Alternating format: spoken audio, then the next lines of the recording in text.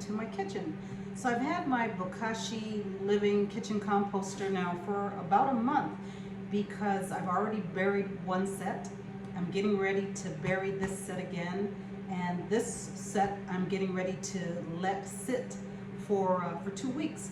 So here's something that the liquid is just great for the plants, except it tends to be acidic, and so it needs to be mixed with water. So I did all the calculations, and it was like 1 tablespoon of Bokashi water to 1 quart of water, because they were talking about thousands of, I mean, it was just like, I forgot exactly what they said, but it was like, what do they mean? So I did the calculations, and my bucket that I use to water my plants with is here. This is approximately 6 quarts. So I understand that if I fill this up pretty much close to the top with 6 quarts of water, I'm going to use 6 tablespoons of the Bokashi water, and I measured that, and that's about half of this container. So you just very gently open the spout after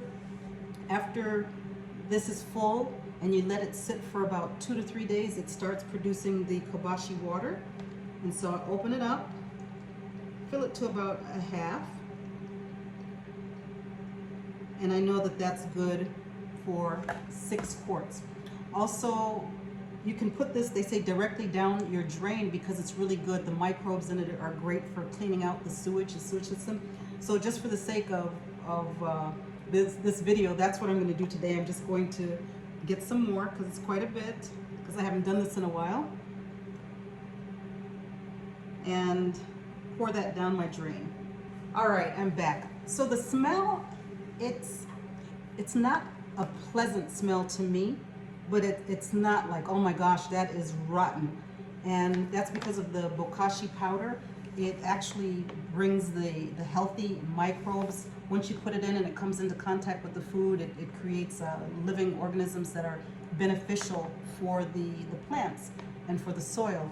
So yeah, it's not a smell that I really like, but it's not like, oh my gosh, it's rotting, you know? So let's take a look. The last time I looked at it, I was surprised when I saw some white looking mold, but they said the white mold is okay. But if it's like putrid and it's just a rotten smell, then you know that something went wrong in your kobachi. So let's see how I'm going to do this. So yeah, it's just like the last set. This has been here for 2 weeks, and I'm going to lean it forward so you can see what it looks like. Okay, and these are just food scraps. I chose not to go with cooked food or animal products, even though it says that you can use this for bones and meat and milk and dairy. All I have in here is organic fruits and vegetables. That's it. So let's see. See you in my garden. So I've prepared my garden bed here. This is where I'll put the new compost, and 2 weeks ago I buried some other over there, so I haven't dug it up or anything. I don't plan on it. I plan on just letting it go. The instructions said that if you leave the compost in there after 2 weeks, it's ready for you to plant things in. So let's go. I'm going to go ahead and stop this, pour it in, and you'll see. Okay, so I've dumped it all out, and what I'll do now is spread it all out evenly and break up any big chunks that there may be and cover it. So I've spread it out, and I did forget, I do put some like paper towel holders, toilet paper holders rather. I try not to use paper towels too much anymore. And so I have some of that, as well as eggshells. I forgot I did have eggshells in there as well. Boy, this would be so much easier if somebody was helping me, but I'm doing this just by myself, so be patient with me as I put this down and cover. There you have it. It's all covered, and I rinsed out my container, and I'll put that water on the bed, and when it gets cooler I'll go ahead and water this bed, because there are living organisms in there, so it's important to keep the bed watered even though there aren't any plants in it yet, because I'm looking to keep the healthy organisms alive. And there's a little bit, got some mangoes, I don't have a whole lot of space for growing, but I use what I have. All right, bye. So now that I have my second container, or maybe it's my first container, who knows, now that it's clean, I'm ready to start putting kitchen scraps in there. So I've been collecting scraps all day. You can see just all the different things that I have in there. This container, pour them in, scrape them out. Got almond peels, everything. I'm gonna spread it evenly across the bottom and smash it down. It's great to try to create an anaerobic condition by smashing the compost, well actually the food, the leftover food now, so that you have less oxygen between the layers. So I'm just using the spoon to smash it down.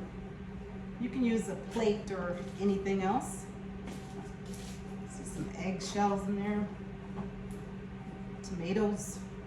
All right. And then this powder comes with the kit, the Bokashi, and this is one of the things that helps prevent the compost from really stinking. And you just cover the food with this. And they say you can sometimes put too little, but you can never put too much. So I usually just use a few tablespoons until I see everything covered. And it's usually about 3 or 4. That looks good. Well, I'll do one more. Okay. Seal that up nicely. Cover it. And then this goes back into my laundry room. This is where I keep my Bokashi. And this one is full. And it needs to rest for 2 weeks. So what I do is I stack them on top of each other. This goes on top so that I don't open this one for 2 weeks. And in 2 days I can get the, oh, this is in front, sorry. So in 2 days I can get the Bokashi water by putting the little cup down there, turning very gently, not too hard, turning back when it's full or the amount that I want, and I have my water. So there you have it. Well, we'll see how my plants do. Once I plant something, I'll have to make another video then, but for now, this is how you use the Bokashi kitchen compost system. Bye. I think I've been saying Bokashi. That's what it is, Bokashi. Bye.